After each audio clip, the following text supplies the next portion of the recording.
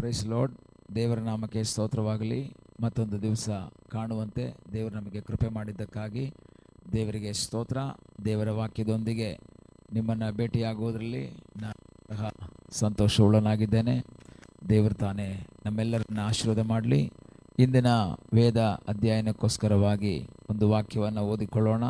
ಅಪೊಸ್ತಲನಾದ ಪೌಲನು ಕೊರಿಂಥದವರಿಗೆ ಬರೆದ 2ನೇ ಪತ್ರಿಕೆ 12ನೇ ಅಧ್ಯಾಯ 9ನೇ ವಾಕ್ಯ. ಅದಕ್ಕಾತನು, ನನ್ನ ಕೃಪೆಯೇ ನಿನಗೆ ಸಾಕು, ಬಲಹೀನತೆಯಲ್ಲಿಯೇ ಬಲವು ಪೂರ್ಣ ಸಾಧಕವಾಗುತ್ತದೆ ಎಂದು ನನಗೆ ಹೇಳಿದ್ದಾನೆ. ಈ ವಾಕ್ಯ ನಮಗೆಲ್ಲರಿಗೂ ಚೆನ್ನಾಗಿ ಚಿರಪರಿಚಿತವಾದಂತಹ ವಾಕ್ಯ. ನನ್ನ ಕೃಪೆ ನಿನಗೆ ಸಾಕು, ಅದು ಬಲಹೀನತೆಯಲ್ಲಿ ಪೂರ್ಣ ಬಲವನ್ನು ಕೊಡುವಂತಹ ಒಂದು ಕೃಪೆಯಾಗಿದೆ. ಕೃಪೆಯ ಕುರಿತಾಗಿ ದೇವರ ವಾಕ್ಯದಲ್ಲಿ ನಾವು ತಿಳ್ಕೊಳ್ತೇವೆ, ಅರ್ಹತೆ ಇಲ್ಲದೆ ಇದ್ದಂಥ ಸಮಯದಲ್ಲಿ ದೇವರಿಂದ ನಮಗೆ ದೊರೆತಂತಹ ಒಂದು ದಾನ. ಎಫೆಸ ಪತ್ರಿಕೆ 2ನೇ ಅಧ್ಯಾಯದ 8ನೇ ವಾಕ್ಯ ಹೇಳ್ತದೆ, ಕೃಪೆಯ ಮೂಲಕ ನಂಬಿಕೆಯಿಂದಲೇ ನಾವು ರಕ್ಷಣೆ ಹೊಂದಿದ್ದೇವೆ. ಹಾಗಾದರೆ ಕೃಪೆ ಅನ್ನೋದೇನು? ದೇವರು ನಮ್ಮ ಜೀವಿತದಲ್ಲಿ ಕೊಟ್ಟಂತಹ ಅರ್ಹತೆ ಇಲ್ಲದಂತಹ ಒಂದು ಆಶೀರ್ವಾದವನ್ನೇ ಕೃಪೆಯಾಗಿ ನಾವು ತಿಳ್ಕೊಳ್ತೇವೆ. ಅದರಲ್ಲಿ ಪೌಲನ ಈ ಒಂದು ಮಾತುಗಳ ಅರ್ಥ ಏನು? ಪೌಲನು ಬಹಳ ಸೇವೆಯಲ್ಲಿ ಉತ್ತಮ ರೀತಿಯಲ್ಲಿ ಮುಂದುವರೆದಂತಹ ಒಬ್ಬ ವ್ಯಕ್ತಿಯಾಗಿದ್ದ. ಉತ್ತಮವಾದಂತಹ ಸೇವೆಯನ್ನು ಮಾಡುತ್ತಾ ಅನೇಕ ಆತ್ಮಗಳಿಗೆ ಒಂದು ಆಧಾರವಾಗಿ ಸಹಾಯವಾಗಿದ್ದಂತಹ ವ್ಯಕ್ತಿ. ವಾಕ್ಯದ ಮೂಲಕ ಅನೇಕರ ಬಾಯನ್ನು ಮುಚ್ಚಿಸಿದಂತಹ ವ್ಯಕ್ತಿ. ತಾನು ಅನೇಕರನ್ನ ಸ್ವಸ್ಥ ಮಾಡಿದ್ದಾನೆ.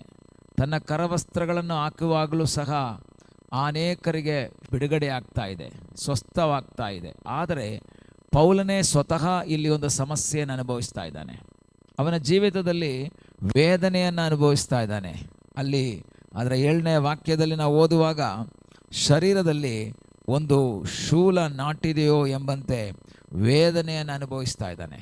ಕರ್ತನ ಸನ್ನಿಧಾನದಲ್ಲಿ ಅವನು ಪ್ರಾರ್ಥನೆ ಮಾಡ್ತಾ ಇದ್ದಾನೆ, ದೇವರೇ ಈ ಶೂಲವನ್ನು ತೆಗೆದಾಕು, ಈ ಸಮಸ್ಯೆಯನ್ನು ತೆಗೆದಾಕು, ಈ ವೇದನೆಯನ್ನು ತೆಗೆದಾಕು. ಅವನ ಶೂಲ ಯಾವುದು ಅಂತ ನಮಗೆ ಗೊತ್ತಿಲ್ಲ, ಸಮಸ್ಯೆ ಯಾವುದು ಅಂತ ನಮಗೆ ಗೊತ್ತಿಲ್ಲ. ವೇದ ಪಂಡಿತರ ಅಭಿಪ್ರಾಯ, ಗಲಾತ್ಯ ಪತ್ರಿಕೆಯಲ್ಲಿ ಅವನು ಹೇಳುವಂತಹ ಒಂದು ಮಾತಿದೆ.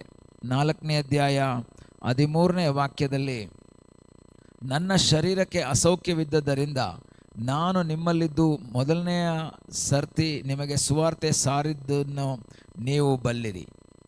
ನನ್ನ ಶರೀರದಲ್ಲಿ ನಿಮ್ಮ ಬೇಸರಿಕೆಗೆ ಆಸ್ಪದವಾದದ್ದನ್ನು ನೀವು ಹೀನೈಸಲಿಲ್ಲ, ಓಕರಿಸಲಿಲ್ಲ. ನಂತರ 15ನೇ ವಾಕ್ಯದ ಕೊನೆ ಭಾಗದಲ್ಲಿ, ಸಾಧ್ಯವಾಗಿದ್ದರೆ ನಿಮ್ಮ ಕಣ್ಣುಗಳನ್ನಾದರೂ ಕಿತ್ತು ನನಗೆ ಕೊಡುತ್ತಿದ್ದರೆಂದು ನಿಮ್ಮನ್ನು ಕುರಿತು ಸಾಕ್ಷಿ ಹೇಳುತ್ತೇನೆ. ಪಂಡಿತರು ಅಭಿಪ್ರಾಯ ಪಡ್ತಾ ಇದ್ದಾರೆ, ಅವನ ಕಣ್ಣುಗಳಿಗೇನೋ ಸಮಸ್ಯೆ ಇತ್ತು.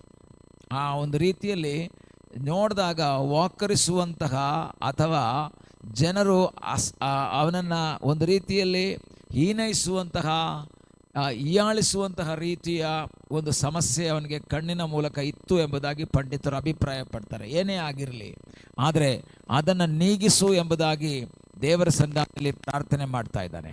ಆದರೆ ದೇವರು ಅವನಿಗೆ ಸ್ವಸ್ಥತೆ ಕೊಡ್ತಾ ಇಲ್ಲ.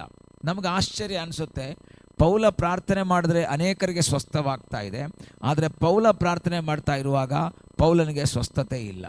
ಒಂದು ರೀತಿಯಲ್ಲಿ ನಮಗೆ ಇದೊಂದು ನಿರಾಶಾಜನಕವಾಗುತ್ತೆ. ನಾವು ಅನೇಕರಿಗೆ ಪ್ರಾರ್ಥನೆ ಮಾಡ್ತೀವಿ, ಅವರಿಗೆಲ್ಲ ಬಿಡುಗಡೆ ಆಗುತ್ತೆ. ದೇವರೇ, ನನ್ನ ಜೀವಿತದಲ್ಲಿ ಯಾಕೆ ಹಿಂಗೆ ಬಿಡುಗಡೆ ಆಗ್ತಾ ಇಲ್ಲ? ನನಗೆ ಯಾಕೆ ಸೌಖ್ಯ ಇಲ್ಲ? ನನ್ನ ಕೊರತೆ ನೀಗ್ತಾ ಇಲ್ವಲ್ಲ? ನನ್ನ ಇಕ್ಕಟ್ಟು ನೀಗ್ತಾ ಇಲ್ವಲ್ಲ? ಇದು ಅನೇಕ ಸಂದರ್ಭದಲ್ಲಿ ನಮ್ಮ ಒಂದು ಪ್ರಶ್ನೆ. ಆದರೆ ಇಲ್ಲಿ ಪೌಲನಿಗೆ ದೇವರು ಹೇಳ್ತಾ ಇದ್ದಾರೆ, ಪೌಲನೇ, ಆ ಸಮಸ್ಯೆಯನ್ನು ನಾನು ನೀಗಿಸಲ್ಲ, ನಿನ್ನ ಶೂಲವನ್ನು ನಾನು ತೆಗೆಯಲ್ಲ, ಆದರೆ ಆ ಶೂಲವನ್ನು ಸಹಿಸಿಕೊಳ್ಳುವಂತಹ ಕೃಪೆಯನ್ನು ನಿನಗೆ ಕೊಡ್ತೇನೆ. ಕನ್ನಡದಲ್ಲಿ ನನ್ನ ಕೃಪೆಯೇ ನಿನಗೆ ಸಾಕು ಅಂತ ಕೊಟ್ಟಿರುವಾಗ, ಇಂಗ್ಲೀಷಲ್ಲಿ ಕೊಟ್ಟಿರೋದು ಸಾಕು ಅಂತಲ್ಲ, my grace is sufficient for the. ನಿನಗೆ ಸಾಕಾಗುವಷ್ಟಿದೆ ಎಂಬುದಾಗಿ. ಅದರ ಅರ್ಥ, ಅವನ ಸಮಸ್ಯೆಯನ್ನು ಓವರ್ಕಮ್ ಮಾಡುವುದಕ್ಕೆ, ಅದನ್ನು ಜಯಿಸುವುದಕ್ಕೆ ಬೇಕಾದಂತಹ ಒಂದು ಕೃಪೆಯನ್ನು ದೇವರಲ್ಲಿ ಕೊಟ್ಟಿದ್ದಾರೆ.